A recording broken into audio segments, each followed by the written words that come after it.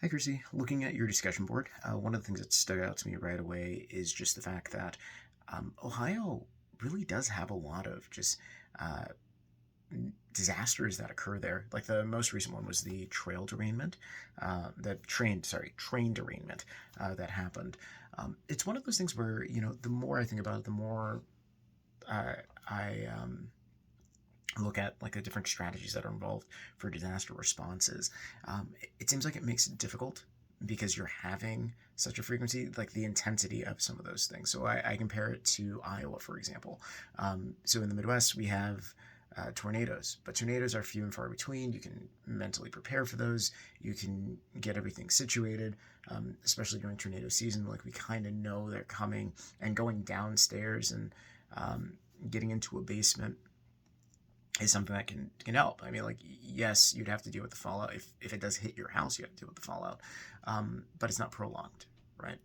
So at some point, there's a conclusion to that. But when I look at like hazardous spills, or even the widespread effect of a hazardous spill, um, it makes it a little bit more difficult. So I guess my question is, how is it as a responder? Do you deal with the fact that this isn't going to just go away in a matter of months or 6 months or a year? Like, it's going to be something that they're dealing with constantly. And even after the first responders are gone, you know, this is the reality that they have to live in now, especially when there's so much.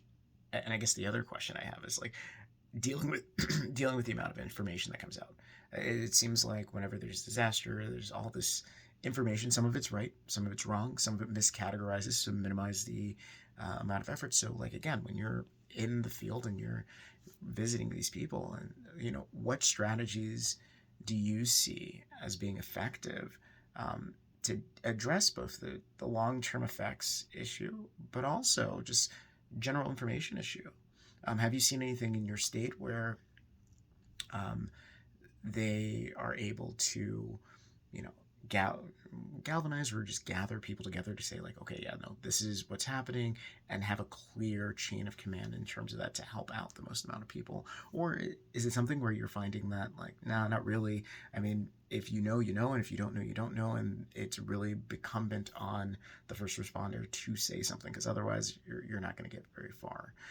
But overall, I your discussion post really invoked a lot of different thoughts, and so I it made me reflect on my own area and everything. But it's really cool that the last point I want to bring up is just the fact that you're mentioning family, right? You said in a disaster scenario, the family includes all friends and loved ones, and I think that's an understated part of family, is because we think, okay, blood relation, right? But the fact of the matter is, a lot of people, just because of the broken nature of homes, just because of just the way people develop relationships nowadays, family does not just simply mean blood. So someone can view someone else as a brother or a sister and treat them as such. So when a disaster happens, it's not like, oh, it's my friend.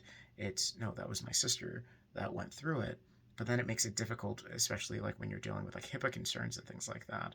Do you release that information because they said they have this connection?